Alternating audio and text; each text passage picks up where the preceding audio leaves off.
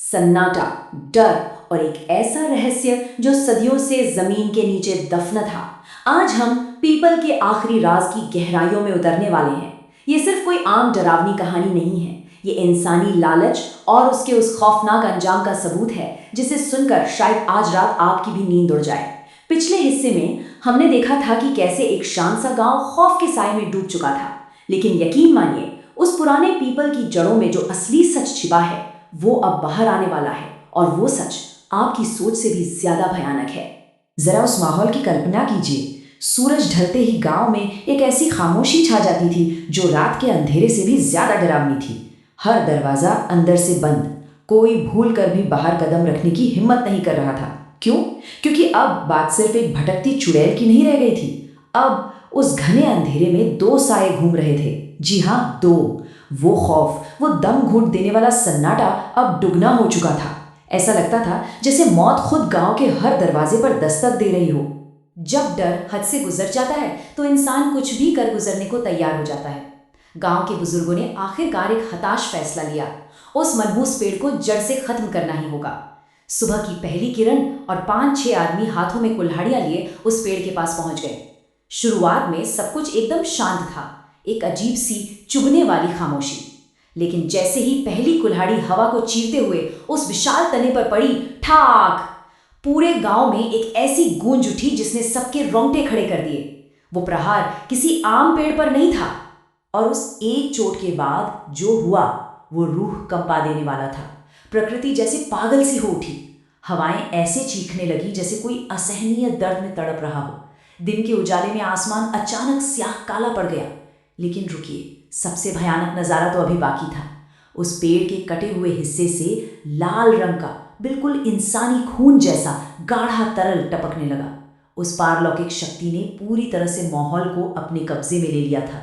इस खौफनाक नज़ारे के बीच वो आदमी जिसने कुल्हाड़ी चलाई थी पीछे हटा। उसके हाथ कांप रहे थे, चेहरा सफेद पड़ चुका था, और उसके कांपते होठों से दहशत में डूबे सिर्फ एक ही बात निकली, ये पेड़ जिंदा है। जरा सोचिए उस पल के आतंक को। ये कोई सूखी बेजान लकड़ी नहीं थी, ये एक जीती जागती, सांस लेती और बेहद गुस्से से भरी हुई इकाई थी। एक ऐसा पल जहां इंसान के सारे तर्क, सारी समझ जवाब दे जाती है। और तभी माहौल एकदम से बदल गया। उस विशाल तने के पीछे से वो आत्मा धीरे धीरे बाहर निकली, लेकिन इस बार वो अकेली नहीं थी। उसके ठीक बगल में था वो मासूम लड़का अर्जुन। उन दोनों की आंखें, बाप रे, उन दोनों की आंखें आग के दहकते अंगारों की तरह चमक रही थीं। बरसों का दबा हुआ गुस्सा अब अपने चरम पर था। वो अब अंधेरे में छुपने नहीं, बल्कि आमने सामने वार करने आए थे। वो भयानक सन्नाटा अचानक एक ऐसी चीख से टूट गया जो सीधे दिल को चीर दे। किसी ने हमें शांति से नहीं रहने दिया। इस एक आवाज में सिर्फ क्रोध नहीं था, इसमें सदियों का दर्द था। एक ऐसी तड़प थी जिसे कभी किसी ने समझने की कोशिश ही नहीं की। ये वो पल था जहां ये रहस्य अपनी डरावनी खामोशी छोड़कर एक बेहद हिंसक और विनाशकारी मोड़ ले लेता है। पलक झपकते ही वो पूरा का पूरा पेड़ एक जानलेवा हथियार बन गया। उसकी विशाल शाखाएं किसी भूखे अजगर की तरह मुड़ने लगी। वो जिंदा हो चुकी थीं। उन्होंने कुल्हाड़ी थामे उन आदमियों को बेरहमी से जकड़ लिया और सीधा हवा में उछाल दिया। चारों तरफ सिर्फ और सिर्फ चीख पुकार मची थी। इंसानी ताकत उस खौफनाक अलौकिक शक्ति के सामने तिनके की तरह बेबस और लाचार साबित हो रही थी। इस रोंगटे खड़े कर देने वाली तबाही के बीच अचानक सब कुछ ऐसे थम सा जाता है। गांव का सबसे बुजुर्ग आदमी अपने कांपते कदमों के साथ उस तबाही के बीचों बीच आगे बढ़ता है।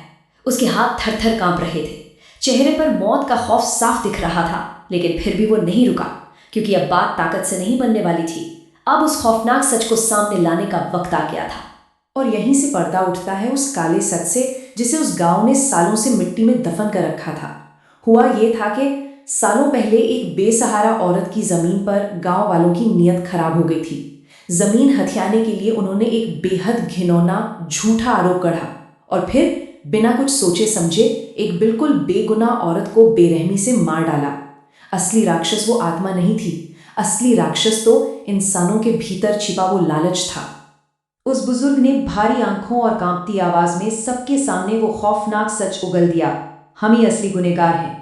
ये सिर्फ किसी एक इंसान का पछतावा नहीं था, ये पूरे गांव के माथे पर लगा वो कलंक था जो आज सामने आ गया था।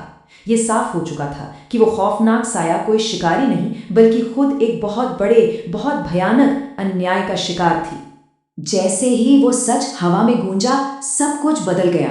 उन भयानक आग उगलती आंखों का गुस्सा अचानक शांत होने लगा और वहां से आंसू बहने लगे। वो आंखें अब खौफनाक या काली नहीं थी, वो बिल्कुल इंसानों जैसी हो गई थी। सालों का वो गुस्सा, वो अन्याय से बना राक्षस अब पिघल रहा था। एक पल में वो फिर से वही बेगुनाह और बेबस औरत बन गई थी।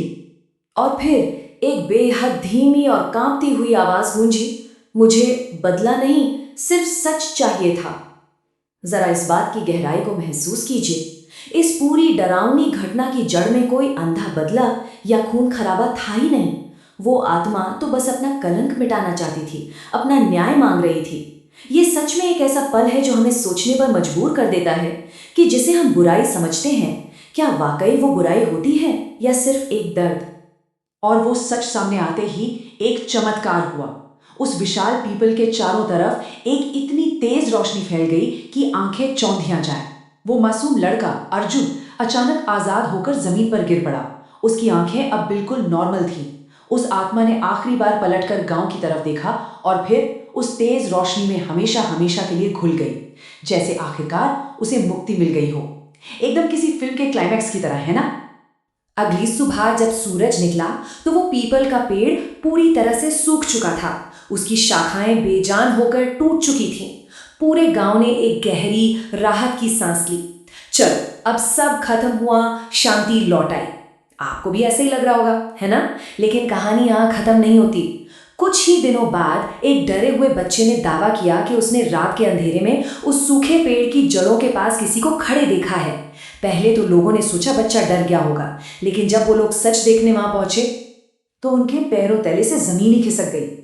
उस बेजान सूखे पेड़ की जड़ों के ठीक पास मिट्टी पर एक बिल्कुल नया और बेहद गहरा निशान मौजूद था। इसे देखकर ऐसा लग रहा था जैसे किसी ने अपने लंबे नुकीले नाखूनों से मिट्टी को खुरच खुरच कर वहां कुछ लिखा हो। वो जो शांति थी ना, वो जो राहत की सांस थी, वो एक सेकंड में हवा हो गई। वहां अब भी कुछ बाकी था। उन खौफनाक नाखूनों से मिट्टी पर जो घेरा गया था वो किसी भी मौत से ज्यादा भयानक था। वहां लिखा था, मैं वापस आऊंगी। सुरक्षा का वो जो झूठा पर्दा गांव वालों ने अपने ऊपर डाल रखा था वो बुरी तरह फट चुका था। हाँ, वो आत्मा अपना सच जानकर शांत तो हुई थी, लेकिन शायद इंसानों के पाप इतने गहरे थे कि उन्हें इतनी आसानी से माफ नहीं किया जा सकता था। ये कोई कोरी धमकी नहीं थी, ये एक खौफनाक वादा था। इस रोंगटे खड़े कर देने वाली घटना के बाद एक बहुत ही गहरा और चुभने वाला सवाल हमारे सामने रह जाता है। क्या आत्माओं को सच में शांति मिल जाती है या फिर वो सिर्फ सही वक्त का इंतजार करती हैं वापस लौटने के लिए? ये सिर्फ एक गांव की घटना नहीं है, ये हमारे कर्मों और उनके कभी ना खत्म होने वाले अंजाम की सच्चाई है। इस खौफनाक और बेचैन कर देने वाले विचार के साथ हम आज की इस चर्चा को यहीं रोकते हैं। अगली बार तक अपने आसपास के अंधेरे पर नजर जरूर रखिएगा।